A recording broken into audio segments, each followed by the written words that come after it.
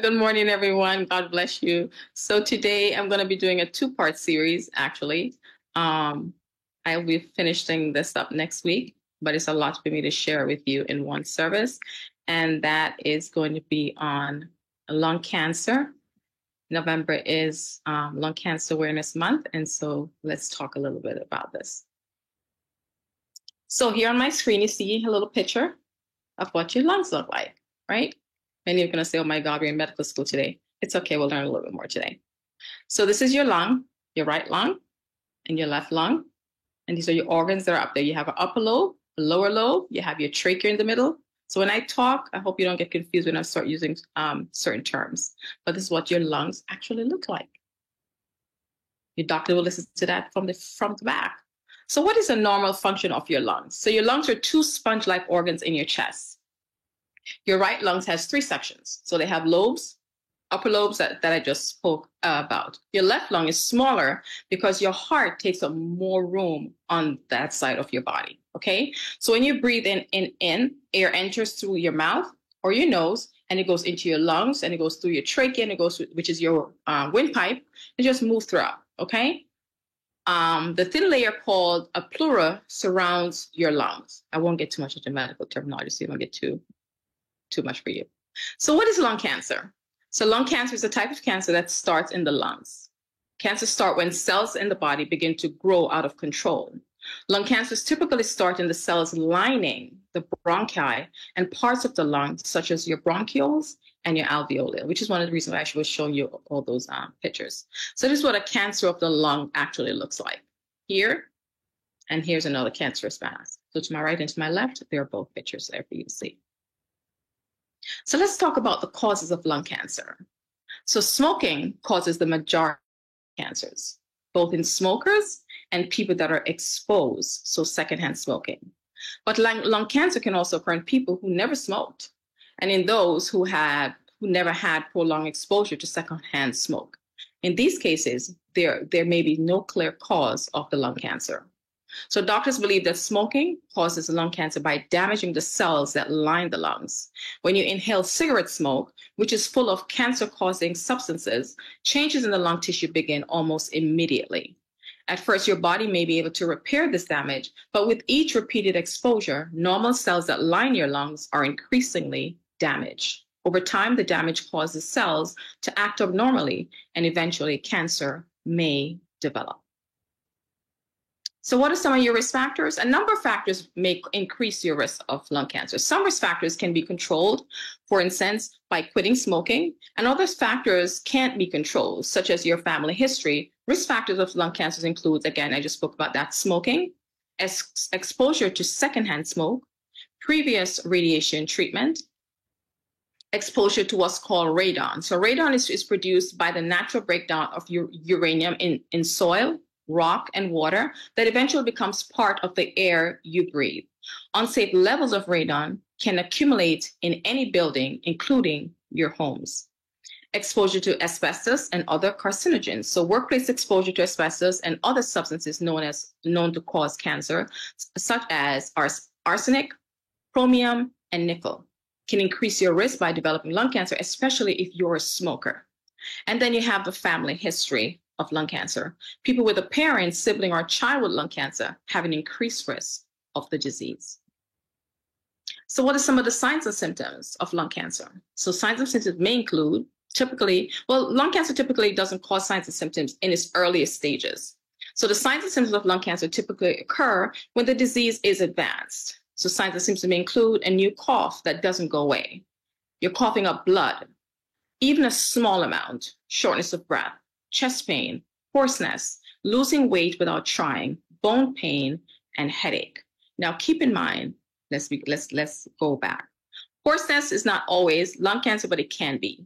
Losing weight without trying is not always lung cancer. It could be, but it can be. It could be other causes. But if you see you're having these symptoms, you want to make sure that you follow up with your doctor about that. Okay. So this is a picture showing where the hoarseness is going to occur. You may have a loss of appetite, difficulty breathing, getting easily winded. So you're getting shortness of breath, going upstairs, doing any like activities, you're getting shortness of breath. It can be lung cancer, but it can also be something else. All right. Chronic lung infections such as bronchitis and pneumonia. Chest pain, often that gets worse during deep breathing, coughing, or laughing. Can be lung cancer, but it can also be something else. You want to make sure that when you get any of these symptoms, you want to make sure that you're checking them out. If you're getting night sweats, you want to check that out. Persistent coughing that's not going away. Fatigue or feeling weak, you want to check those things out. It may not be lung cancer, but it could be a sign of something else, or you just need something just to treat it for that moment. Okay? So how would diagnosing lung cancer? So what do your doctor do? So imaging tests using X-rays, magnetic fields, sound waves, or radioactive substance to create pictures of the inside of your body. So the imaging test might be done for a number of reasons, both before and after a diagnosis of lung cancer. So to look at suspicious areas that might be cancer, to learn how far the cancer might have spread, to help determine if treatment is working, if the person already started treatment, okay, to look at for possible signs of the cancer coming back even after someone gets treatment. So they may do all these tests. And this is what the actual images of those things look like that you may go into. Some people are claustrophobic, so they do have the open MRI or open CT scans that can be done if you get claustrophobic, okay? And if you notice, the doctor's listening from the back. And why is that? You get you can hear the lung fully from the back. So that's why even during COVID, we had patients lay on their stomach so that the lungs can expand itself in the back so you can breathe easier. Other diagnostic tests include chest X-ray. They may do a CAT scan, right? CAT scan is something that a lot of doctors tend to like to do after a while because it can also show the size, the shape, and position of any lung tumors and can help find enlarged lymph nodes that might contain cancer that has spread. This test can also be used to look for masses in the adrenal glands, liver, brain, and other organs that might be due to the lung cancer if it's spread. So when it spreads, the majority of the time it's spreading and going up into other organs. Other diagnostic tests they may do is what's called a CT-guided biopsy. So if a suspected area of cancer is deep within the person's body, a CAT scan might be used to guide a biopsy needle into this area to get a tissue sample to check for cancer. The doctor may also do an MRI. So like a CT scan, MRI scans show detailed images of soft tissue in the body. But MRI scans use radio waves and strong magnets instead of X-rays. MRI scans are most often used to look for possible spread of the lung cancer to the brain or even the spinal cord. And they may also do what's called a PET scan. So for a PET scan, a slightly radioactive form of sugar known FDG is injected in the blood and collects mainly in cancer cells. So they're able to pick that up on their images. We spoke about the PET scan before. They may do a bone scan. So for a bone scan, a small amount of low-level radioactive material is injected into the blood and collects mainly in abnormal areas of the bone. A bone scan can help show if a cancer has spread to the bones.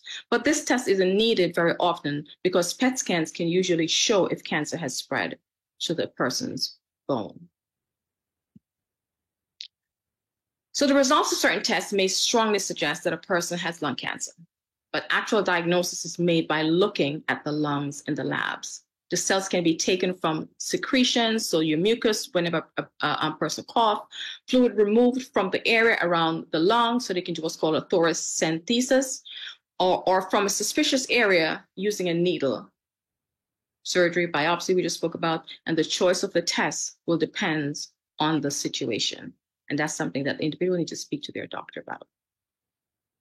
The sputum cytology, so we'll talk about a thoracentesis. So how do they do a thoracentesis? And this patient get very scared when they hear doctors say that they're going to do this.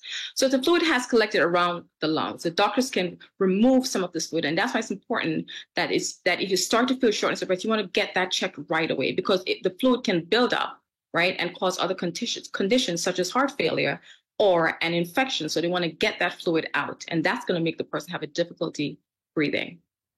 Okay. So next Sunday, we're going to talk about the types of lung cancer, the treatment for lung cancer, complications of lung cancer, how to prepare for a doctor's appointment if you hear that you may have lung cancer or you're even having the symptoms that I spoke about, and some of the questions you want to ask so you have clear answers, and also some statistics as it relates to lung cancer.